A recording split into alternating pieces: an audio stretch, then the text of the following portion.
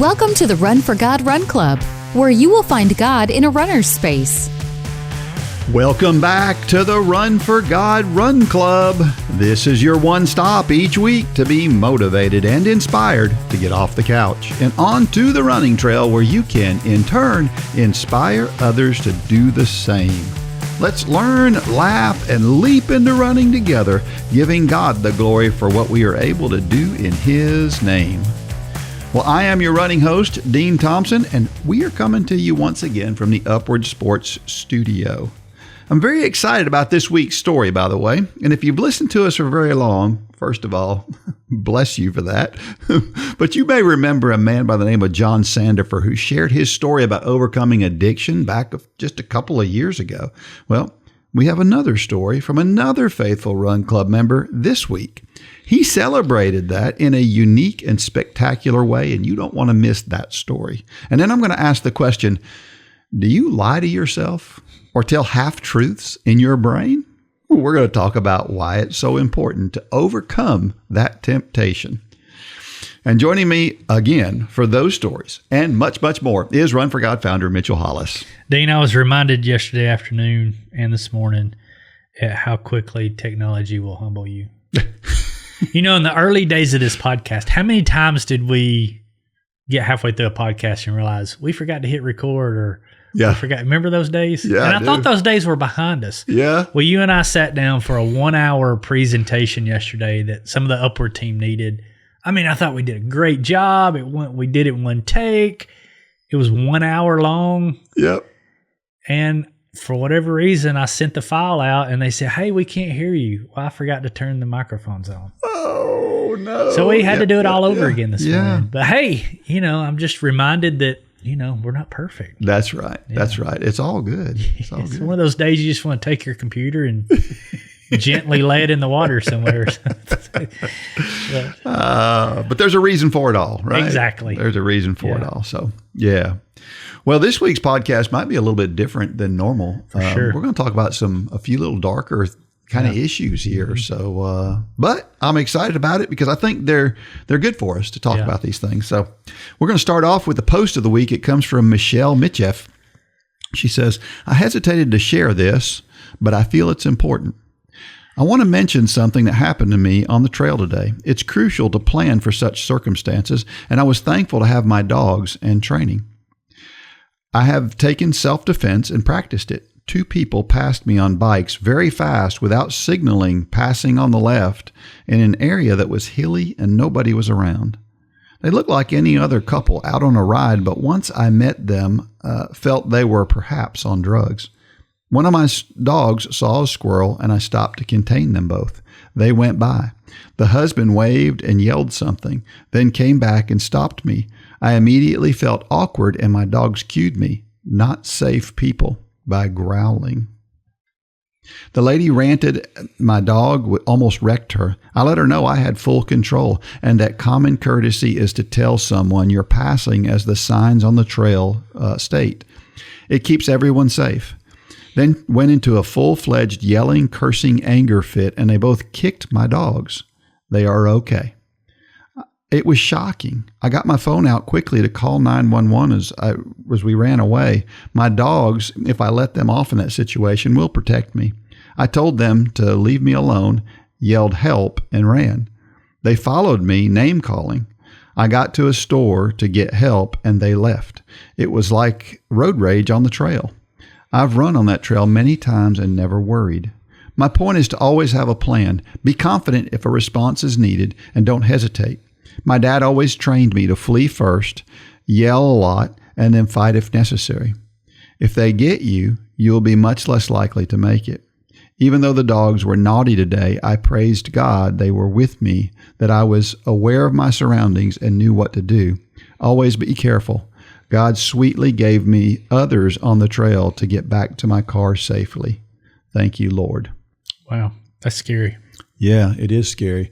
And then I read another story just this morning. Somebody posted about somebody on a trail somewhere else that lost their life because a homeless person was out there and was just kind of out of their mind. Yeah. And anyway, it's and we don't bring these stories up to scare people. No, for sure. But you got to be aware. You know, do. there's been situations happen here in Dalton on some well lit, running routes just at the wrong times of day. And she did a great job here. Michelle did a great job in doing what she needed to do. But that's we just want to raise awareness. Yeah, for sure. This can happen.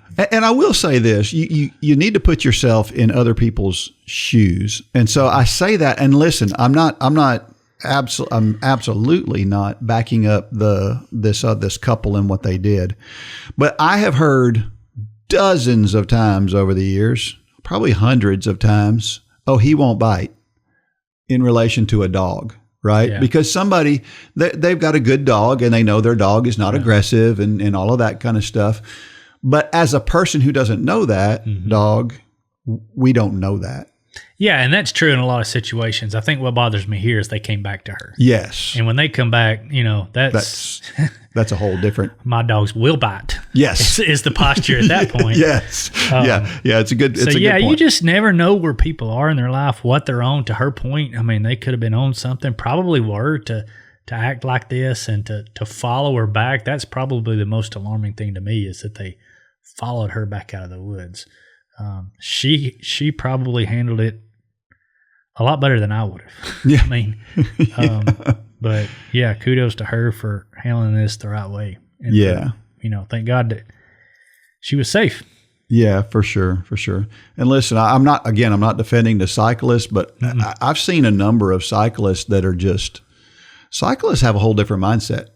And when you see a mild way of putting it. Yeah, I mean, when you see some of them like on the road, and you're on a public road, and they're riding side by side, and there's people trying to get around them, and they just don't care. Yeah. It's like everything was made for them, and I would bet that these cyclists on a trail probably feel the same way. Yeah, and we hate to generalize, but I am a cyclist. I've done a lot of cycling in my life, and it's funny because I come from a running background. Triathletes are a different breed, runners are a different breed, and cyclists are a different breed. Yeah. And for some reason, cyclists in the hierarchy of, I don't know what I'm trying to say. You know what I'm trying to say. I know what you're trying to say. Yeah. They think different. There's a minority of cyclists that have just a strange attitude about things. And so just be aware. You need to be aware of that. We all need to have the posture. This isn't just my trail. This isn't just my road. Not that Michelle was doing that. She wasn't. Right. But, we need to have that. And the best way to diffuse a situation a lot of times is just humbleness. I'm sorry. Even if it wasn't your fault. It's like I used to tell my kids, don't mouth off to a car. Even if you were completely right, you will lose that fight every time. That's right. You will lose it every time with a car. So just say, I'm sorry, even if it wasn't your fault.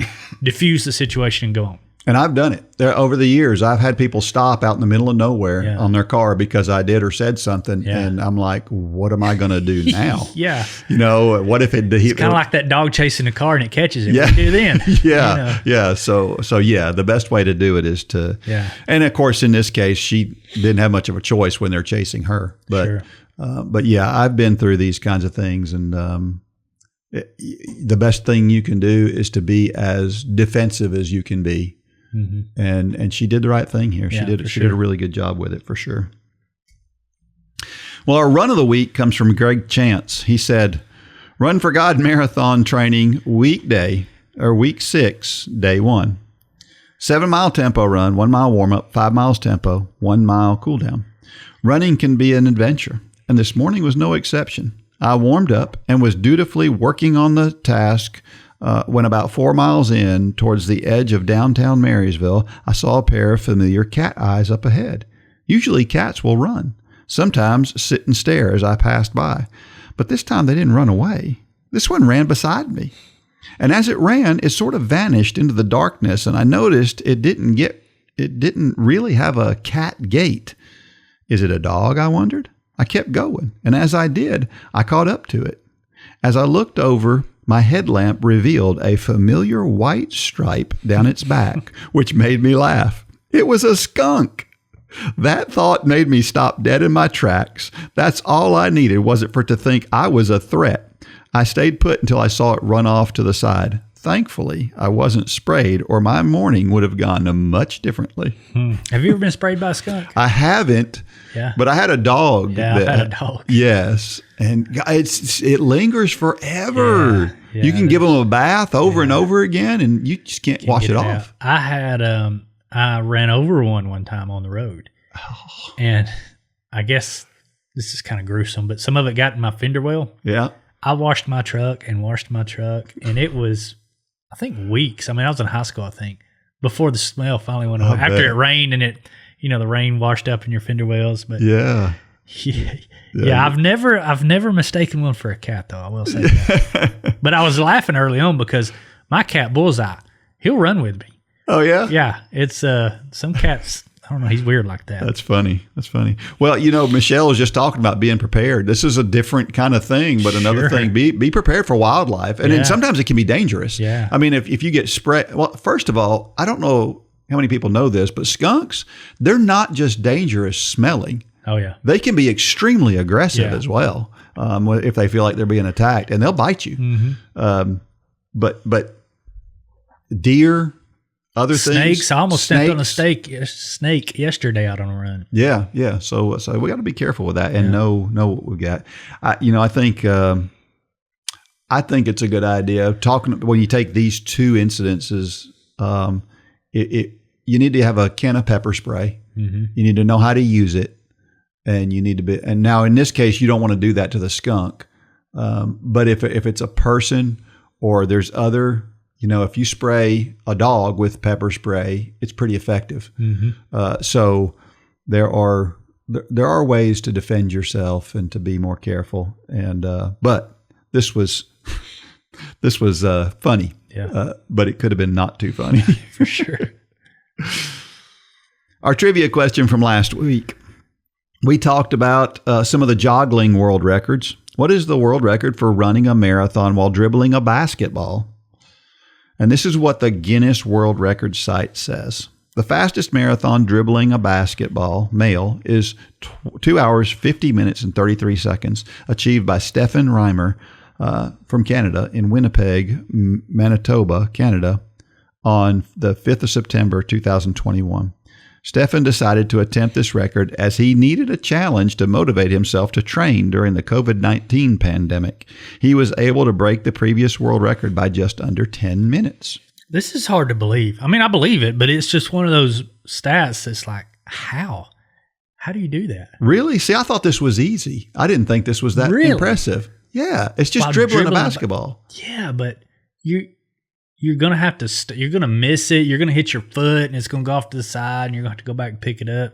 To me, this is crazy impressive. I saw a picture of him doing it. I think, the joggling world record, I think the time was somewhere in that same range. And to me, that's way harder. See, to me, that's not as impressive because you have, it's really not affecting you. To me, dribbling, you're going to kick it. You're going to hit your foot. It's going to go off to the side. Huh. You're having to synchronize it with your running. Where juggling, it's not really affecting your legs. It's something different. I don't know. I think if you practice it though, the dribbling is much easier. Really? Than the joggling. I guess maybe I just wasn't that good at basketball growing up. Maybe so. I can't imagine. You don't see any professional basketball players kicking the ball while they dribble. But they're professional basketball players. Well, you don't see college guys doing it either. But they're college basketball players. Well, if you know how to dribble a basketball, give that basketball to a college runner, and if they are just a runner, you don't see any professional basketball players running a 250 marathon. No, but I wonder if some of them could. I don't know, because they're pretty good endurance athletes, for sure, based on what they do. Anyway, this was interesting, and I just feel like if I was a 230, 235 marathoner, I would look at this and go, "Oh, I can do better than that." So if you're watching this on YouTube, put it in the comments below. Which would be harder, joggling or dribbling? But it's dribbling and running. So how do you say that? Drunning? I don't. That's a good question. They didn't have a word for joggling, it. So running. Which do you think would be easier? Put it in the comments down below if you're watching this on YouTube. Well, I thought about this. I came up with a record that we could get started, and I think Lane could do that. We've talked about him doing the 400 meter. Yeah. Well, do it this way though. Do a marathon where every mile you have to solve the Rubik's Cube. Every mile you're handed a new scrambled cube, and you have to solve it before the next mile starts. I think that'd be a cool thing to do. And of course, Lane's so good at it, he would spend most of his time just running. He would have it solved within the first minute or two, and then just be able to run and then grab another one the next mile. His last cross country meet our last cross country meet collegiately is next weekend. Yeah. And he says he's going to run 50 miles. Just go out and run 50 miles. Yeah, that's what he said. Yeah. I think that's cool. So, are you going to join him for any of that? I told him I would go the last mile with him because I think I could stick with him on the last mile. Well, I want to go out with him and just run as long as I can with him. He's going to run at a pace I know I can run for, 30 miles or so. Yeah. So I thought I'd just go get started with him and run with him and try to keep him relaxed for those first miles because it's always hard to do that. Yeah, it's one of those things. It's he's not doing it for anything other than just, can I do it? Yeah. He's as much as the kids ran his whole life, he's never ran over 17 miles. Yeah, yeah. So it should be fun to watch. It'd be interesting. Yeah, absolutely. One of those can I do this type. Yeah. I listened to a podcast yesterday and it was saying that everybody once a year should do something where there's at least a 50% chance you're going to fail. I like that. Yeah, I think that's a good thing. It's those monumental things because it's those things that even if you fail, you learn a lot. Yeah, 100%. That's true. It was The Comfort Crisis. Okay. Have you read that book yet? I haven't. Well, I'm listening to it right now. Great book. The Comfort Crisis. Yeah, it's what we've been talking about, doing hard things. And as a society, we're doing everything the opposite of that. We're trying to get comfortable. Yeah. We need to be doing hard. I need to look for that one. Mm-hmm. Upward Sports equips churches to run self-sustaining sports ministries in their communities. Whether you're a sports fanatic or on staff at a church, Upward Sports will give you all the tools you need to run a first-class sports ministry that allows you to reach families in your community. Upward Sports offers basketball, soccer, flag football, cheerleading, volleyball, baseball, and softball through league and camp offerings. At Upward Sports, we want to help your church make a difference and give you increased opportunities to share the gospel.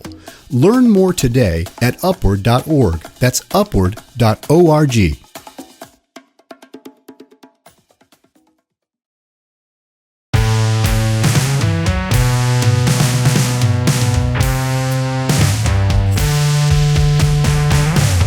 All right, we're back, and we're still wanting to talk to people about starting a class in January, aren't we?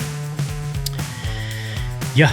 So we've got actually by the time this is recorded, the next podcast or the next webinar will be over. But if you are thinking about coaching, send an email to customerservice@runforgod.com. We will get you all the information. We'll set up a time for another webinar or a personal call one-on-one or some of the sales staff.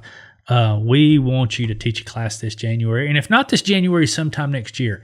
Again, if you have taught a Run for God class in the past, there is no onboarding fee if you do it by the end of December. So if you're thinking about it for next year, go ahead, reach out to us, say, I want to coach. We'll get you all the resources. I've had a chance to talk to a lot of people so far. We're talking to all of the Upward churches on Monday. I think we got like 90 or something signed up already for that webinar. So it's going to be really cool. Like you said in your prayer before the podcast, Dean, I feel like we're on the cusp of something big. Yeah. It feels that way. Why do I know that? Because I feel like the devil's attacking us. Yeah. You know, we're having some issues with, getting things, hitting deadlines, and everybody is working their fingers to the bones. But, if you're wondering, is something coming that's gonna point people to Christ, look at what the devil's doing. That's right. And a lot of times that's a good indication. And so I don't know. I'm excited. Yeah, me too. Well, is there a best time of day to run? I found this article on the Running Channel, which is a place out of Great Britain. And it asks that question: is there a perfect day to run for optimum performance? If that's what you're interested in.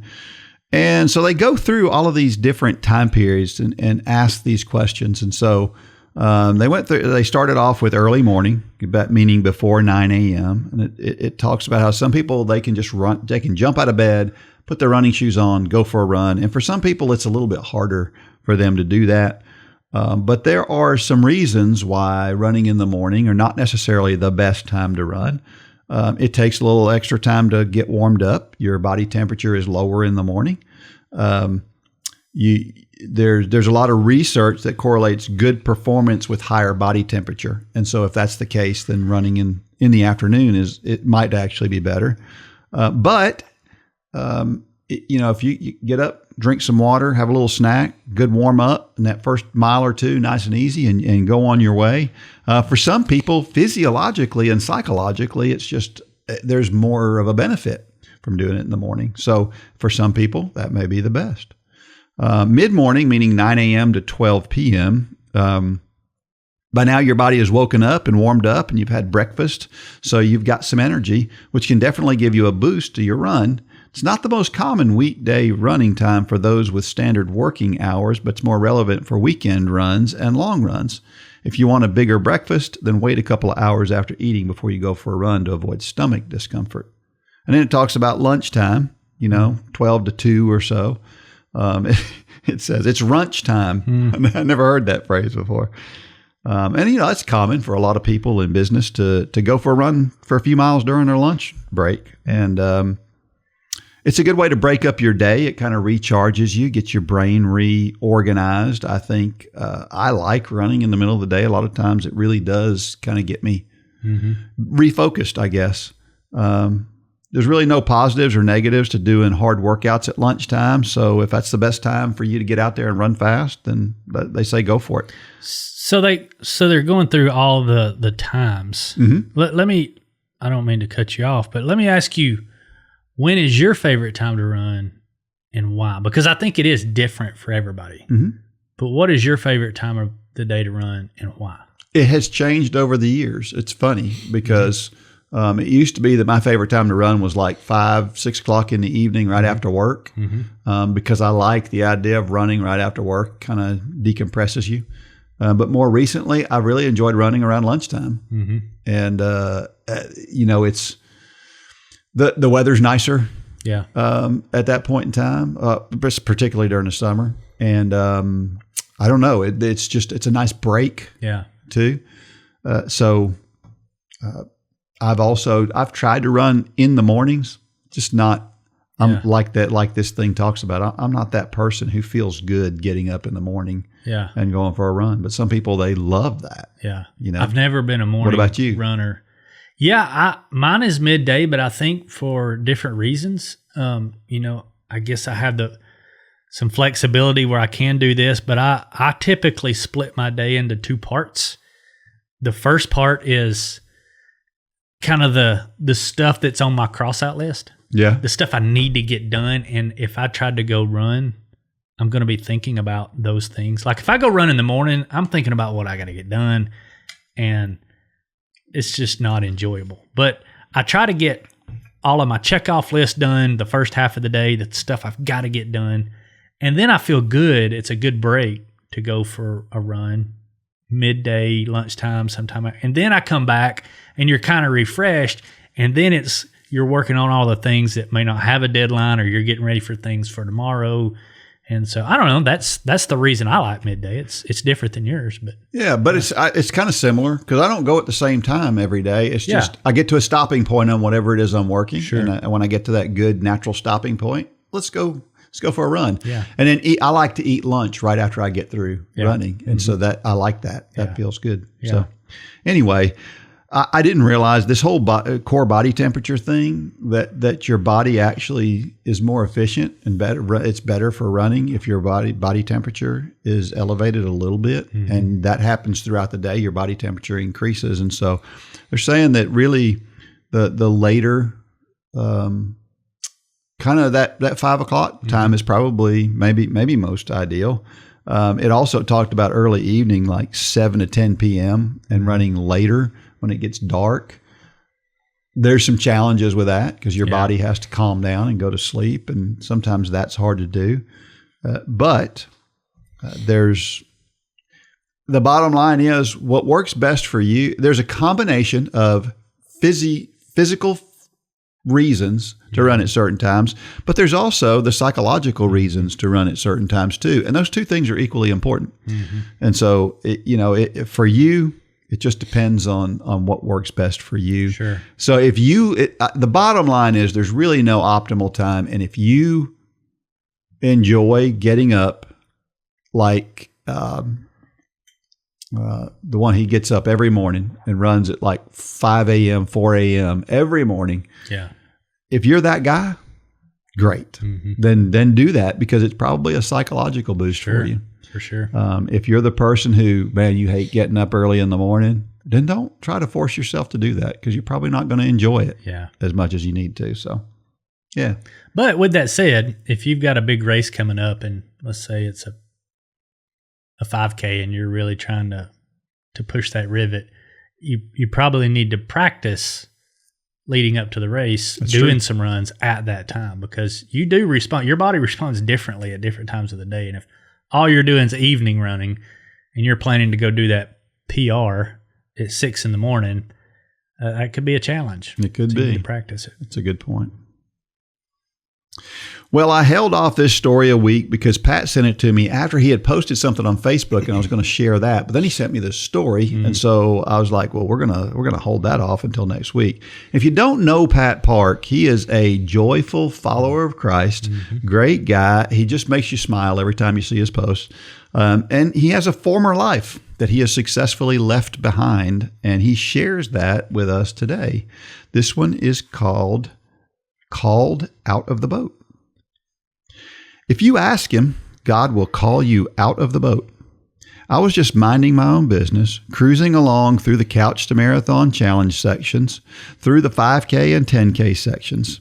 I was staying true to the structure and essence of the training plan, adding just a little to the mileage, reminding myself of a vow I made early to stick to the plan, not going off on independent ops, as I often do. Yes, I was living my best and blessed life and feeling strong. Then rolling into the half marathon section, I started to ask God, how can I make these miles matter? I wanted to know him more deeply in this effort and make him known through it. In that conversation with God, the thought was birthed to celebrate my 30th year of sobriety by running 30 miles, raising awareness and funds for our local recovery community and the recovery-based nonprofit where I serve. Shooting off an email to Coach Dean, I received assurance that I was not crazy, and with proper care to alter the training plans a bit, I could safely alter the training and make this a reality. The training continued through the increase in mileage, though the increase in mileage was a stress on my legs. More than once, the wind and waves of doubt crept in about my ability, but God brought folks from the recovery community around me who heard my heart, prayed with me, and encouraged me along.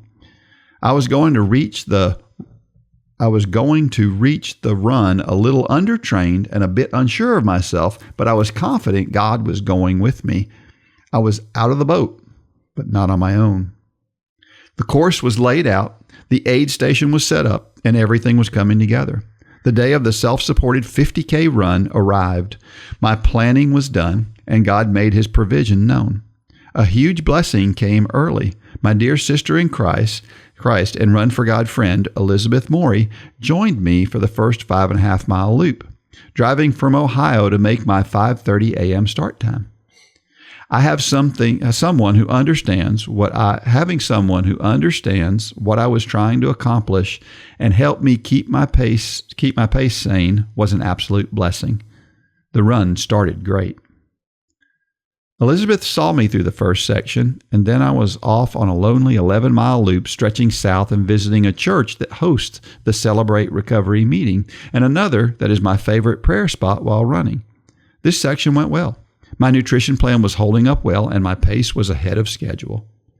Now, 16.5 miles in, God showed up again in the person of Dave Winters, a local pastor and friend. Dave joined me for 4.5 miles, visiting a sober living home serving ladies in recovery in our community. I was still strong, but feeling the fatigue at the 21-mile point. Thankfully, Dave felt the Lord tell him to stay with me. Off we went on a 4-mile loop that I had planned to be an easy, flat swing before the home stretch. In the middle of that loop, I met the wall. I'm so grateful God saw fit to lead Dave to stay with me. Dave prayed over me as we power walked the last 2 miles of that loop. What an encouragement to not be alone in a time of more wind and waves in a crisis of doubt. Back at my aid station, my wife, Gail, encouraged me, made sure I ate as planned, and sent me off on the home stretch. A straight, flat, but busy 6 miles to the finish. I ran what I could, but power walked it in, with my daughter Ella joining me for the final 3 miles. Waiting me at the finish line, my recovery family, along with my son, daughter-in-law, and 3 of my grandchildren, joined in a celebration of God's grace and mercy that are my 30 years of sobriety. Along the way, Saturday, we raised awareness for the recovery community in our community and raised a little over $6,000 to help fund those who serve those along the journey to freedom. God had met me where I was, revealed himself graciously to me, and allowed my miles to matter in ways I could never have imagined. Yes, my friends, there's a whole lot more than running going on here. Wow. Good stuff. Man, that is so fun to see. I mean, yeah, talk about a special op. He had a doozy in the middle of that one. He sure did, didn't he? Yeah. And it's always nice to have those people that come alongside you and help you out and encourage you along the way. Elizabeth's always been good to do that. She has. Yeah. Yep. And then his friend Dave here sounds like he went a little overboard to help him as well. Yeah. It was nice. And what a great way to celebrate 30 years. Because he also raised money for this organization that's helping other people that are in the place where he once was. And man, know how many times have we seen through the years people who get sobriety and turn to running? Yeah, how successful they are. Obviously Greg Ellis, we did that treadmill run that time, but I'm trying to remember the guy's name. You might remember it. He got into ultra running after getting sober, and he ran from Calhoun to Run at the Mill one morning and then ran the race. Yeah. It was like a 50-mile run. Yeah. And I remember that. Why is Richard Hulsey's, for some reason that's Is that the name? out. I can't remember his name, but that name sounds familiar. Yeah. But yeah, I mean, they learned that, a lot of, obviously, people who suffer with addiction and substance abuse or alcoholism, it's a I don't know if this is scientific, but they have an addictive nature. Yeah. I think I'm that way. Yeah. And you can channel that into something bad, and you can channel it into something good. You got to be careful, because even that something good, in my case, can turn into an idol. Mm-hmm. And so, this is just an incredible story. Congratulations, Pat. I mean, I don't remember how old Pat is, but I want to say he's somewhere close to my age. I think he's maybe a little bit younger than me. Yeah. In his 50s, maybe. Yeah. And I mean, it just goes to show that you can do this stuff at any time. For sure. You might read this story, not know who Pat is, and think, oh, he's in his 20s. No, he's not. And this was something that, I mean, running 30 miles based on the training he had done was a bit much. I mean, it was hard. Yeah, we would not recommend this. Right. I think you knew what he was going to do and the reasons behind it. And I did. sometimes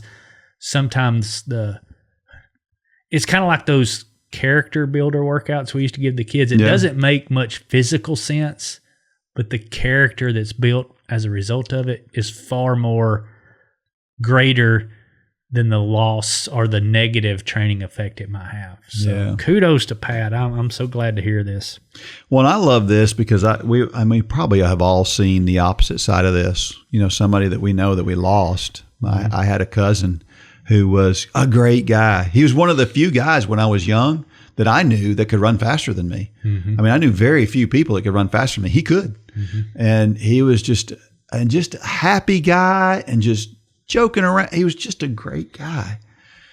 And he started drinking, and it just took a hold of him in such a powerful way. And he would try to quit, and he would quit for a little while, and he'd go back to, and he just had so much going for him. And he drank himself to death. He died before he turned 40. It's a wicked disease. And and I know there's a lot of debates. They even bring, our faith into the debates, but I grew up in an alcoholic home, and I've always said you never see an alcoholic who didn't take that first drink. And so for that reason, it's, we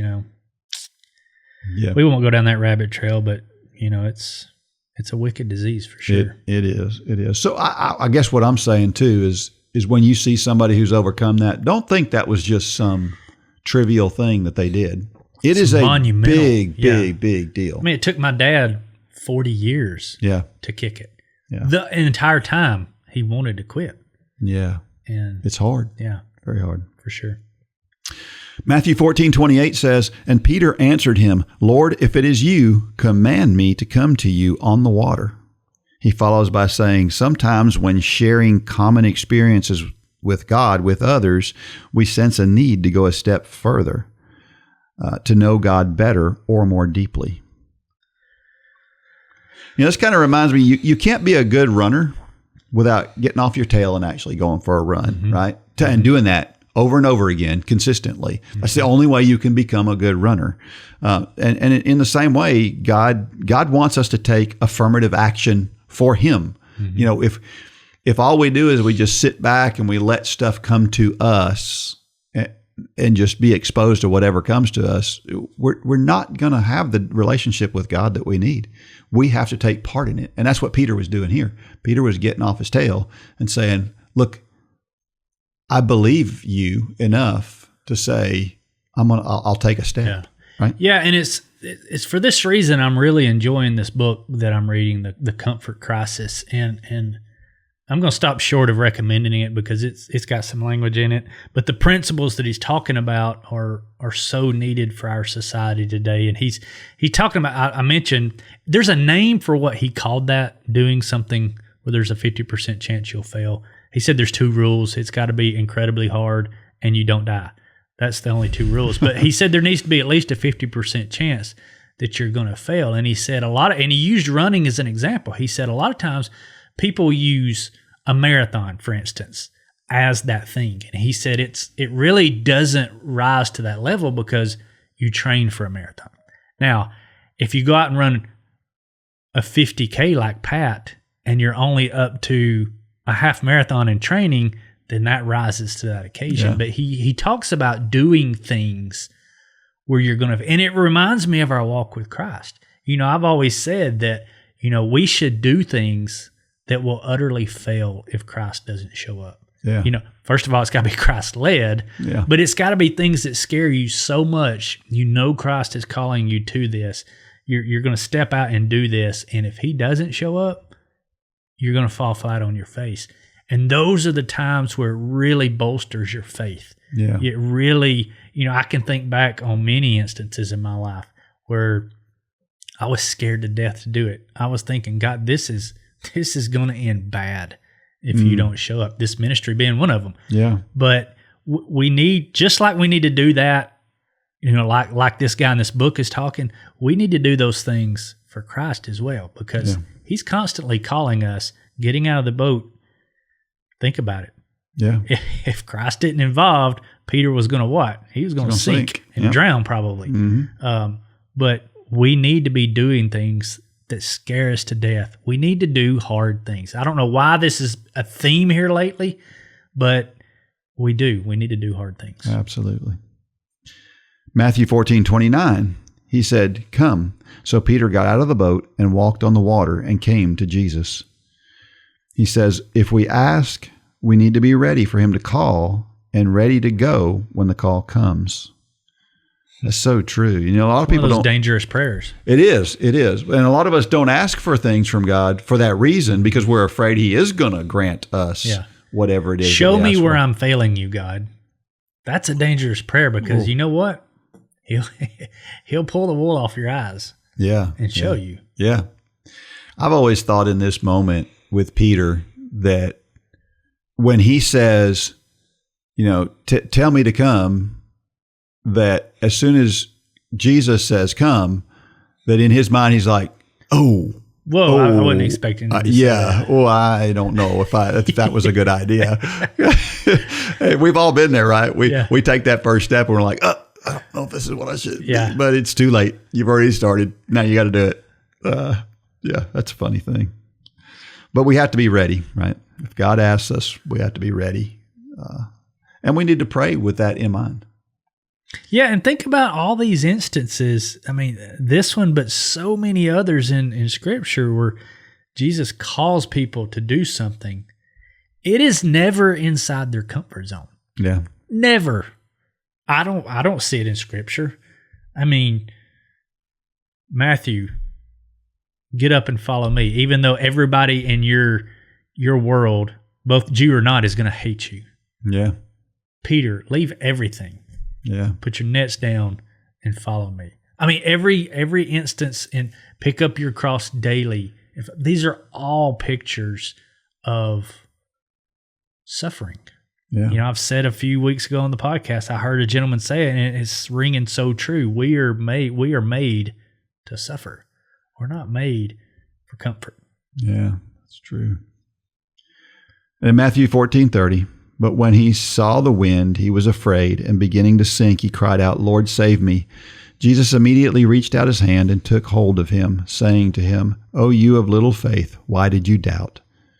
And he says, the wind and the waves are real and cause doubt, but God is there to rescue and provide. He never leaves.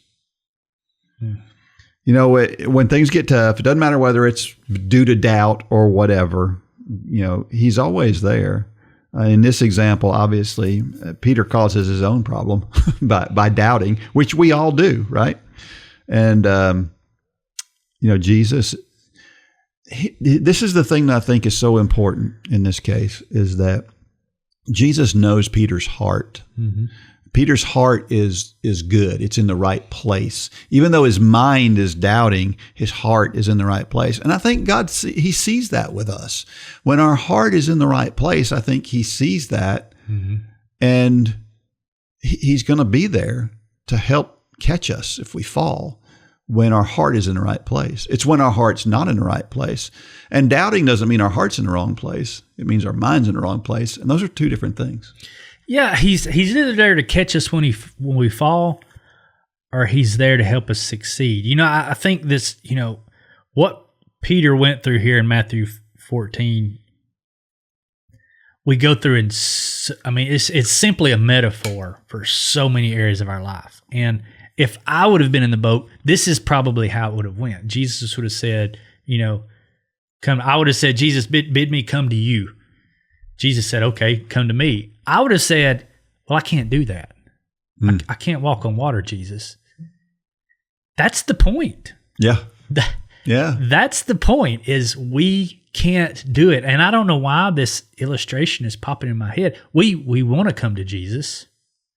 We know that he can help us get to him. He did that on the cross. But for some reason, the idea of I can't do that comes into our head. And I'm thinking of a kid learning to ride their bike. This is crazy. Yeah. The kid wants to ride a bike. Every kid wants to learn to ride a bike. Every parent out there, for the most part, knows how to ride a bike, and they can teach that kid how to ride a bike. But what does every little kid say when you put them on the bike for the first time? I can't do that. It's true. You're absolutely right. You can't. But if you'll let me hold on to the back of the seat, I will teach you and train you to do that.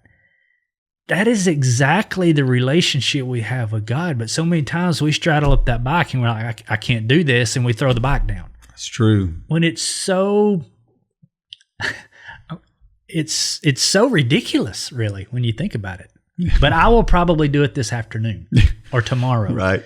And it's a good illustration. I don't know why it came to me, but we do this nonstop, and I'm the chief of them. Yeah. God, I can't do this. Yeah. Yep, you're right. You can't. But I can. That's right. And he'll help you. What in your life might it look like to be called out of the boat? Are you willing to ask?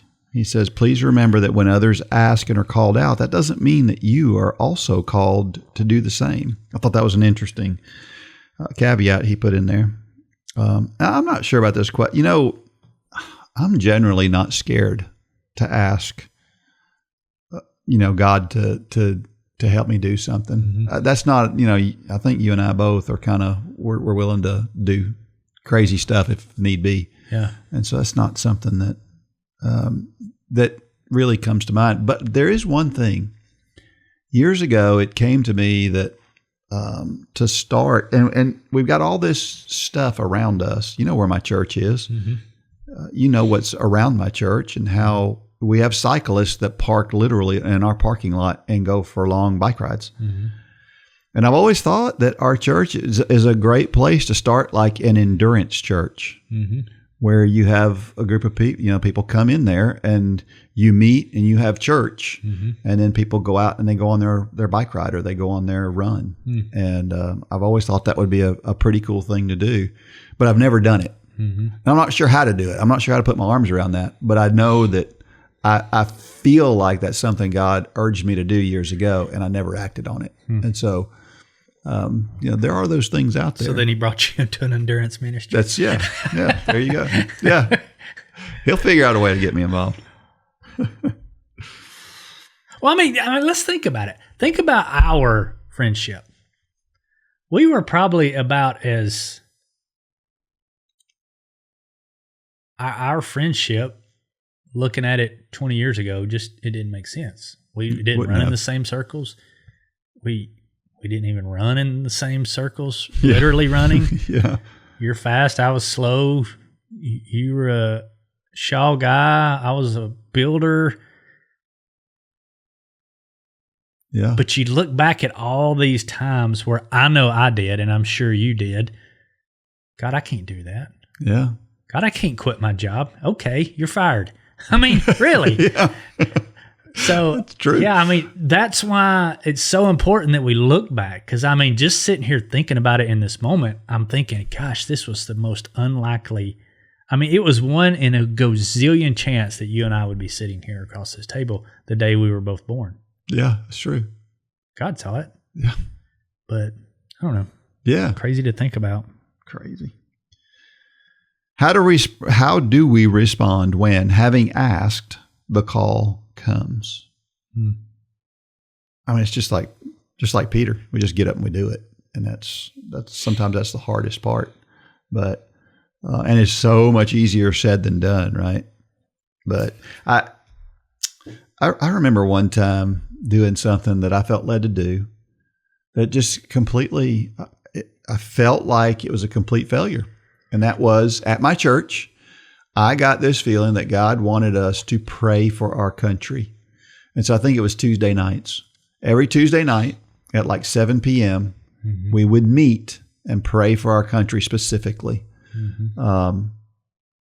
And we did that for like 6 or 8 weeks. Mm-hmm. I had a total of 4 or 5 people show up mm-hmm. in that 6 to 8 weeks. Nobody showed up to take part in it. And you would look at that and you'd go, that's just a failure. Mm-hmm. But I don't know. I feel like something came out of that. Something had to have come out of that. God tells us that something good will come out of that. And I just don't know what it is. To this day, I don't know what it is, but I know something happened based on that. I think that's one of the traps the devil gets us in. We see it all the time with upward running classes. Run for God classes from years ago is we feel like God's calling us to do something, and we go off the rails by the way we measure success. Yeah. It's numbers. How many clicks or likes or how many people show up. It's not about that. Mm-hmm. If we've told coaches, if one person shows up for your class, that's who God wants there, and something will come of it. Or maybe you have 4 people left and 3 weeks in, there's nobody coming. God's doing something through that. Mm-hmm. We may not ever know on this side of glory, but you're right. You were hung up on numbers. It was discouraging. Yeah, and I've been in the same circumstance. I've had classes at my church where This is the irony of it. Early on, I didn't want anybody to show up. Yeah. That second class, I remember thinking, gosh, I hope we just have like 14 or 15. And 200 people showed up. Yeah. And then years later, I had classes where I wanted a lot of people to show up, and we had 5 or 6. Yeah. And I think that's one way that God will humble us. You know, what are point. your motives? Why are you doing this? Are you doing this for me? Are you doing this for those people in your class? Are you doing this for some kind of vanity? And we can say no all day long, but that's usually where it creeps in on us. Yeah. Yeah. Wow. Last question. What happens when the wind and the waves make themselves evident, not once or twice, but again and again? I think we just keep asking Jesus to calm the sea again and again and again. And, you know, I'm reminded of Job, you know, who you talk about wave after wave after wave. It wasn't just wave after wave. It was 20-foot waves over and over and over. He just kept getting out of the boat. And he just kept getting out of the boat. He kept asking, you know, Jesus to calm the seas. And, I mean, it's just, I think I think at our church, I don't know why I'm on our church this week, but years ago, we prayed so hard to get kids in our church. I remember this. And we did it. We talked about it. We did it over and over. And it went years and years. And we were all looking at each other like our church is going to die. Literally, our church is going to die. Yeah. Literally. I remember these conversations. Yes. And I thought it's not going to happen. And but we kept praying. We kept praying. There were a few people in our church that always brought it up every opportunity. And we kept praying and we kept praying and we kept praying. Well, today we have more kids in our church on Wednesday evenings than we have adults. And the joy is overwhelming when we think about where we were and how hard we prayed for all of that. But it took a long time. I mean, there were a lot of hand wringing that went on over that time. And you know what's weird about it is John Bagley, who I talked about here recently, just passed away, was our pastor. And it never happened while he was there. As hard working and as good a man as he was, it never happened. But he prayed for it faithfully over and over and over again. But you know, the person who did come in and seemed to be the catalyst to get things moving was the guy who is now our pastor, who just filled in for John when he was on vacation. And that's the guy we wound up with as our pastor, who now, in other words, if it weren't for John, probably both praying and being there, we never would have got where we are. Kind of makes you wonder if John's up in heaven with Abraham saying, you know, they thought we didn't see it. Yeah. You know, because they see it. Yeah. They're talking about it. Yeah. You know, Abraham was the same way. Everybody says, well, yeah, Abraham never saw the promised land. I'm pretty sure he's there. Yeah, that's right. Amen. It is so hard to stay on track as a runner or a walker. The world also makes it difficult to stay on track spiritually, too. For pennies a day, Upward Sports Run for God Run Club can make both of these journeys more fun and much easier. Join the Run for God Run Club and get access to training plans, videos, and the best group of active Christians you will find anywhere. Go to runforgod.com and sign up today.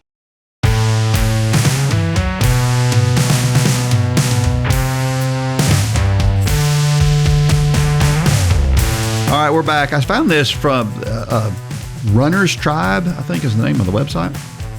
The Truth About Calories Burned Per Mile, a runner's guide. And it's interesting. Here's part of it. Running is a favorite activity for many, not just because it offers mental escape or the chance to spend time in nature, but also for its undeniable health benefits. Among these, calorie burning is often on the top of the list. In fact, a survey by Running USA reveals that 3 out of 4 runners lace up their shoes primarily to stay healthy and in shape. But while most people know running is a great way to burn calories, many overestimate how many calories they're actually torching on each run. So how many calories does running really burn? And here was a study done that says, while it's difficult to pinpoint an exact number for everyone, a good rule of thumb is that the average runner burns around 100 calories per mile. However, this number varies based on several factors. And here are those factors. Your weight. The heavier you are, the more calories you burn while running, as your body requires more energy to move. A 185-pound runner, for example, burns nearly 100 more calories in 30 minutes than a 125-pound runner, according to data from Harvard Medical School. The second one is your pace. Running faster leads to higher calorie burn, so incorporating intervals, alternating between faster and slower runnings, not only increases calorie burn during the run, but also activates something known as the excess post-exercise oxygen consumption, or EPOC. This afterburn effect keeps your metabolism elevated after you get through, so you continue to burn calories even after your workout is done. In 2012 study, there was a study that said that researchers found that runners experienced elevated calorie burn for 15 minutes post-run, while those who walked the same distance only maintained an afterburn effect for 10 minutes. So walking's still good. Running burns a little bit more calories.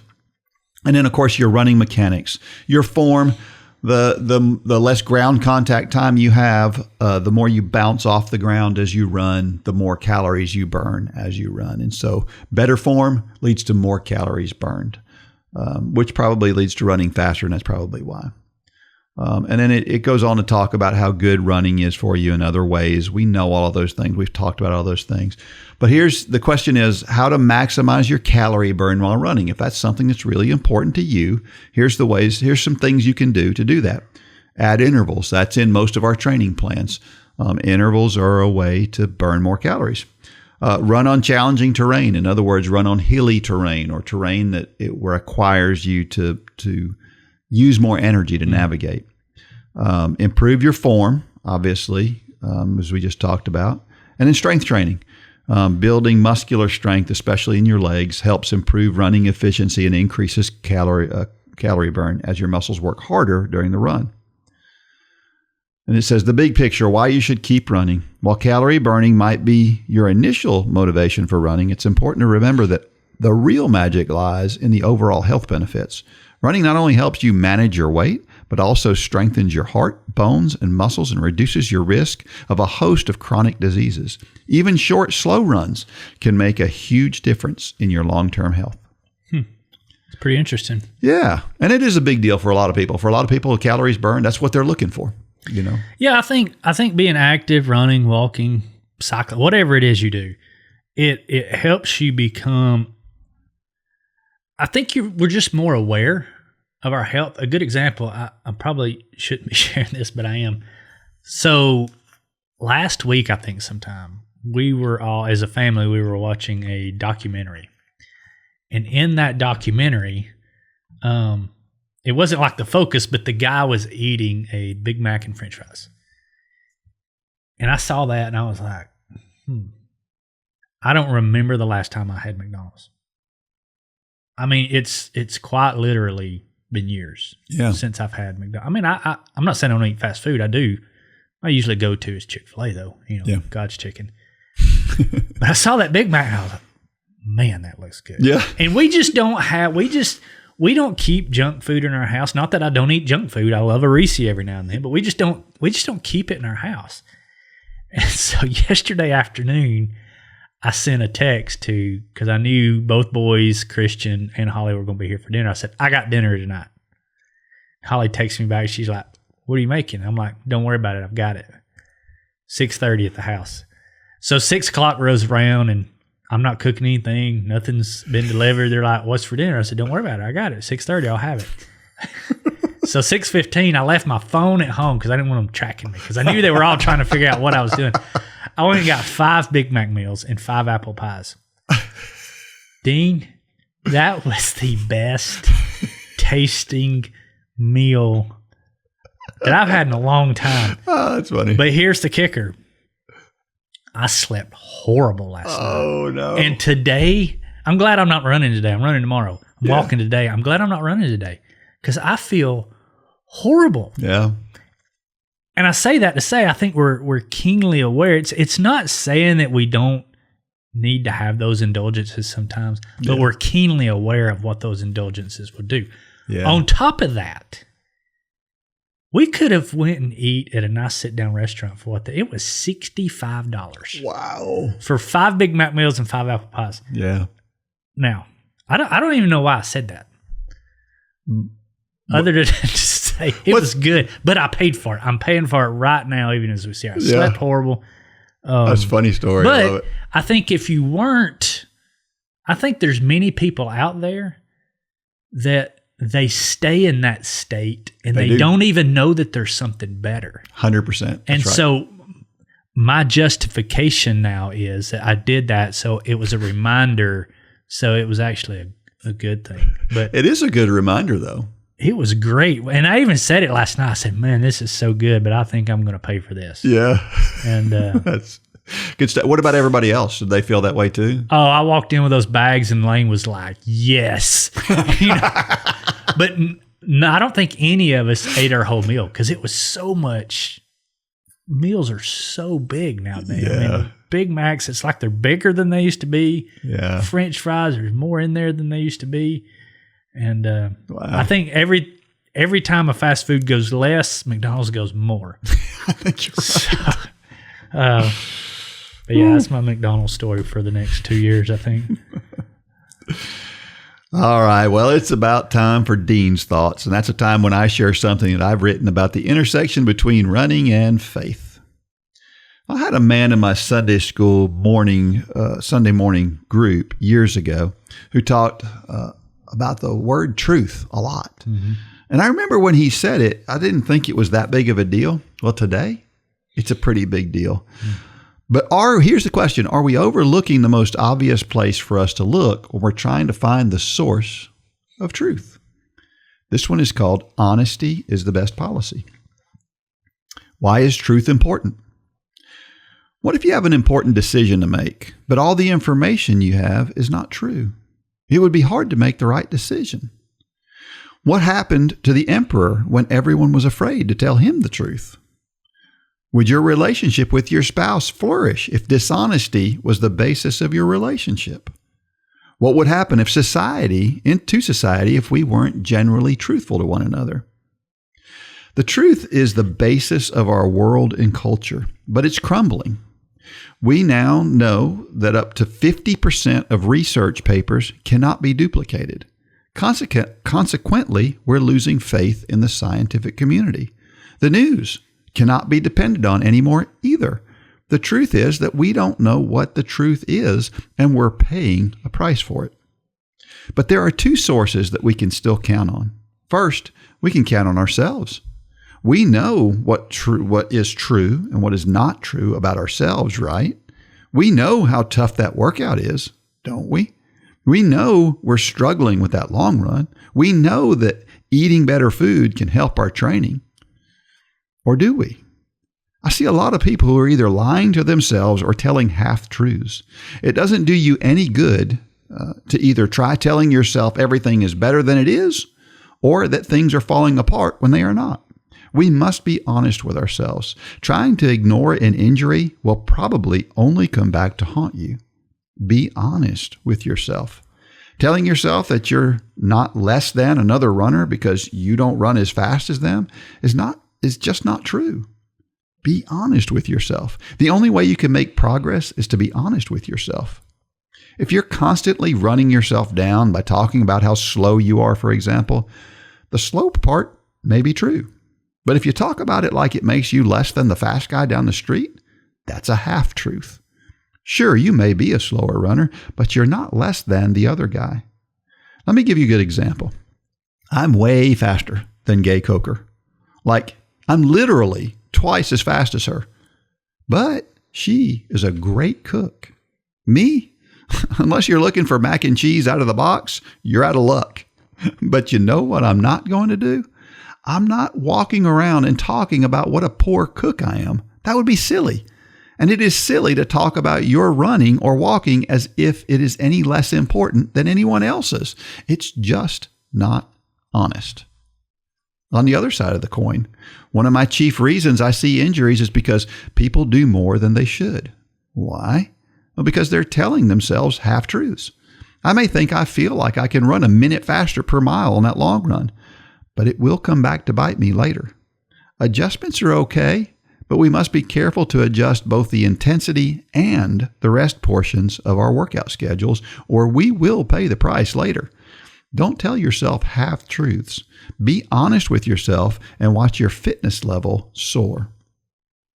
The other source we can count on is God. Why do we take some instructions in the Bible very seriously but neglect others? For example, how seriously do we take the Sabbath day? Many Christians do not take the commandment as seriously as, say, not committing adultery. But think about it. They are on the same list. God didn't say some of them were important and some were not. So why do we say we believe the Bible but then disregard its instruction? We have all told half-truths at one point or another to justify doing something that we know God doesn't want us to do. For some, it's about the Sabbath day, but it may be something else for others. Is there something that you are justifying because it is what you want to do? I'll just leave that there. Don't lie to yourself in any capacity, not by telling yourself things are worse than they are, or by telling yourself everything is perfect when it's not. And be careful how you justify the things you do or allow outside of God's will. He tells us that He will not be mocked. I don't know about you, but that scares me a little. The best way to get away from that fear is to live in truth all the time. You like stomping on toes on that one, didn't you? That was good. That was very good, Dean. I heard something this morning, this thing about research papers. Mm-hmm. I heard this morning they did some kind of a study, and they found how many research papers would, if you heard a number, how many research papers would concern you if they said these research papers are basically illegitimate because they're not good. Can't replicate them. 40,000. And then there were another 180,000 that were in question of research papers. I mean, think about that. Well, yeah, I mean, so many of these research papers are good papers, but they shouldn't be called research papers. Yeah, well, a good example, Lane and Christian, they're engaged now, and Lane came to me not long after they got engaged, and he said, did you know that the average wedding size is, 300 people or whatever he said? And I said, okay, stop right there. Don't read articles. Just know that every research on weddings that is put out there is written by somebody that's going to profit from selling you wedding stuff, whatever it is. That is right. I said, do what is right for you and Christian, and don't. The worst place you can go is Google. It's great for ideas and things like that, but we hang our hat too much on studies because, you and I have done this before in here. You're like, I read this study. I'm like, well, I read this study. Yeah, that's true. Yeah. That's why just what you're saying, that science is becoming less and less because we're not actually using science to back up what we say so many times. We're picking and choosing. And it's exactly what we do with the Bible, just as you pointed out. That's right. We point our finger at somebody and say, you cheated on your wife. Well, then they can just as easily come back and say, well, you don't keep the Sabbath holy. Yeah. People will roll their eyes when I say that, but your point is dead on. It's the same list. It's true. And that's so convicting just saying that. I saw a sermon by Robert Morris this past week. This is kind of where this all came from. And he was talking about the Sabbath day, and he said that somebody called him and said, hey, I need to do this thing and I need to do it on Monday. Can you do that? And the guy, Robert Morris, the preacher, says, Monday is my Sabbath day, because obviously he's working on Sunday. Sure. So that's the day that I set aside. Mm-hmm. And the guy said, I know, but it just take a minute. He said, well, why don't you ask me to cheat on my wife? And it's like, that he said, yeah, that sounds silly to say that. Sure. But we should be taking it seriously, and we don't. And he tells this story about a man that he and this man needed to get together for a meeting. And so he said to the man, can we meet on Thursday? And the man said, I've got nothing scheduled on Thursday.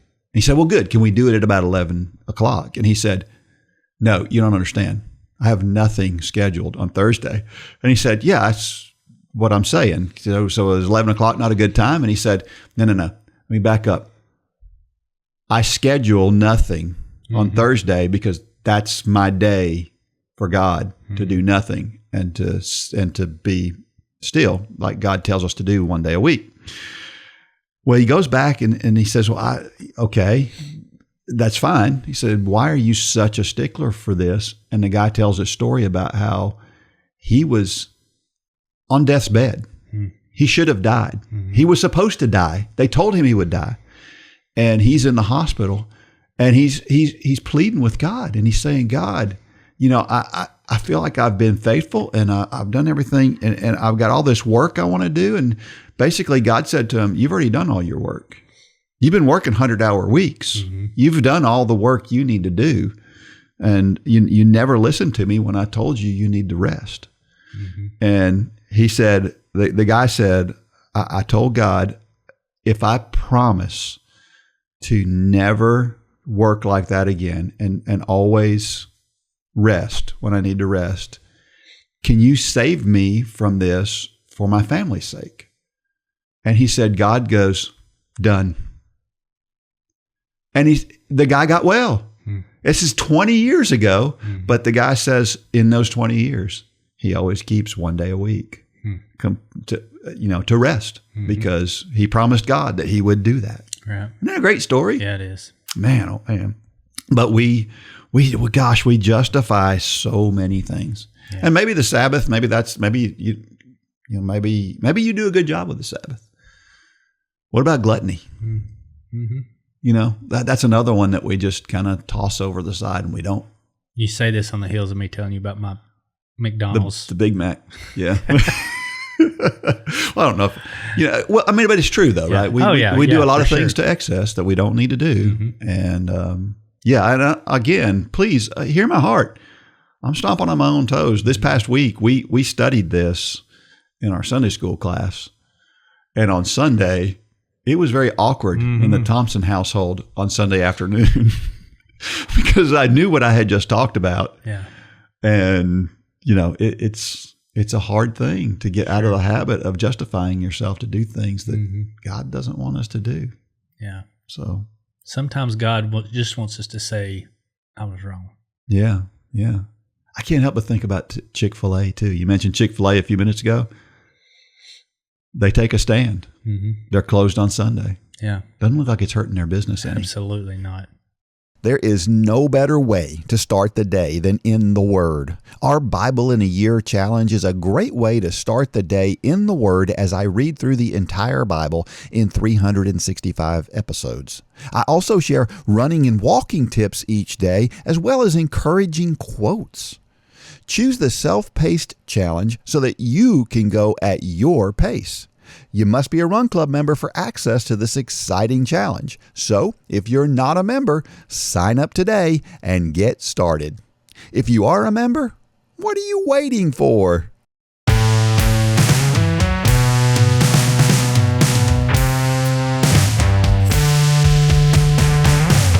Every week I share a reason why running and or walking is so awesome, and this week.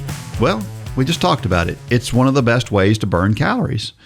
Now, there are more efficient ways to burn calories. For example, weightlifting does burn more calories while you're doing it. The problem is you can't lift weights continuously for 30 minutes or an hour at a time like you can running. Sure. And so it is the best way. So again, bottom line is this: 42% of the people in the United States are overweight or obese, actually, clinically obese. I saw a picture. You've probably seen this. I think it was from the late 60s, early 70s. And it was a picture of a very crowded beach. I think it was like Long Beach or LA or something. Have you seen this? And And the caption said, "Look closely, not one overweight person." Wow. And if you really, there's probably 1,000 people in this picture on a crowded beach, and you really get to looking, and the caption's right. Wow. I'm not saying that for any other reason than to say, what has changed in 40, 50 years? We're inside. We don't have beaches like that anymore because people aren't outside. Well, that plus it's what we're eating. Yeah. It's plain and simple. That is the main thing that has changed. Yep. Is what we're putting in our mouth. We've got to eat better and we've got to get outside. Yeah. We got to get moving. And I taught, can you feel a groundswell right now? Yeah, I've told you. The podcast that I listen to, everybody's talking about this all of a sudden. Yes. Brandon Kaywood, a good friend of ours, he's actually the one that filmed the Ryan Hall video that we did years ago. He's putting out a documentary, just signed a publisher for it about the dyes and things in our food. And and how it's all being linked to Alzheimer's and nobody's talking about it. Well, now it feels like everybody's talking.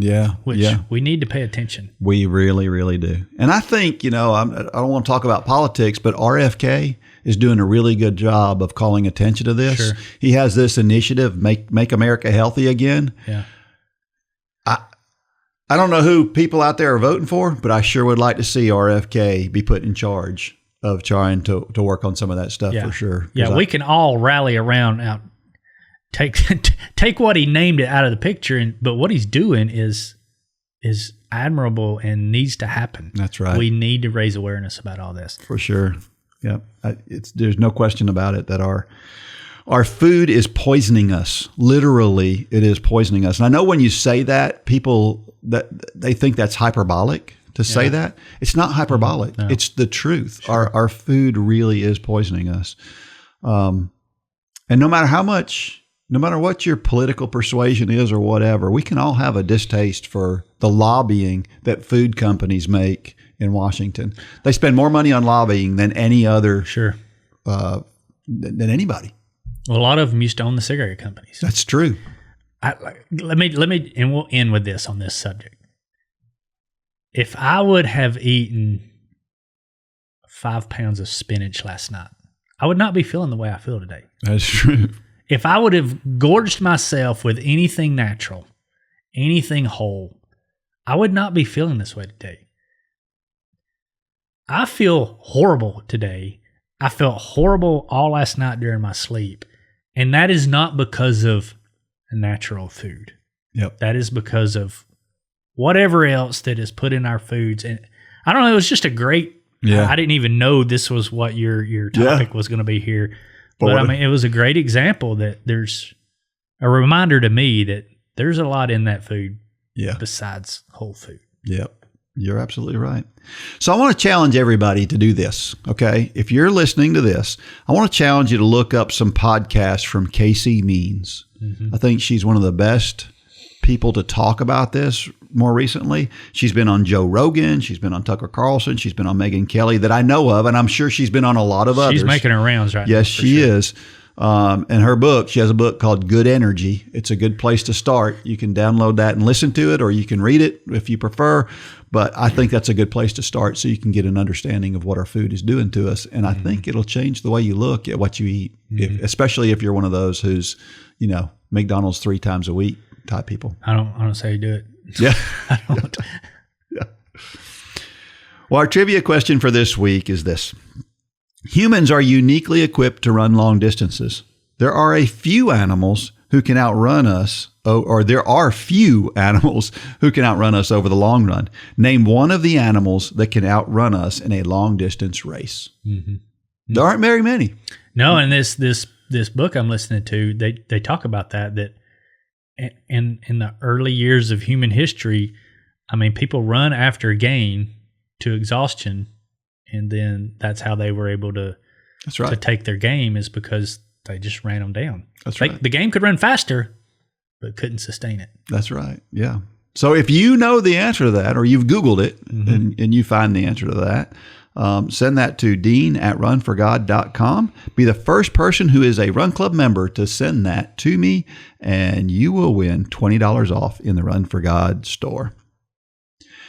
Finally, our motivational thought of the week comes from somebody named Allie Love. I don't know who she is, but I love this quote.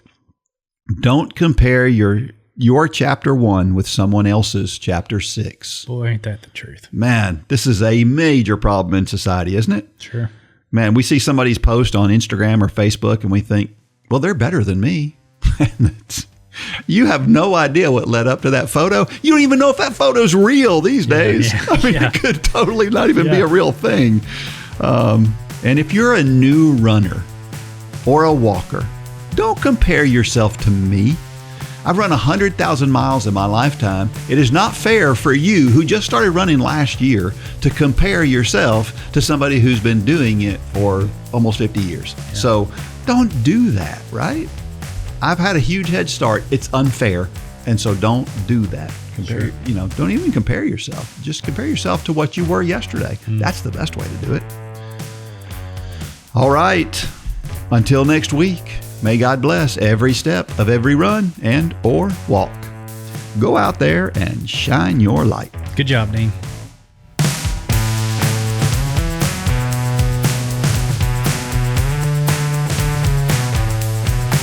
For more information about the Run for God ministry, go to runforgod.com. If you have questions about your salvation, click on the Peace with God tab. There's nothing more important. Thanks for joining us today.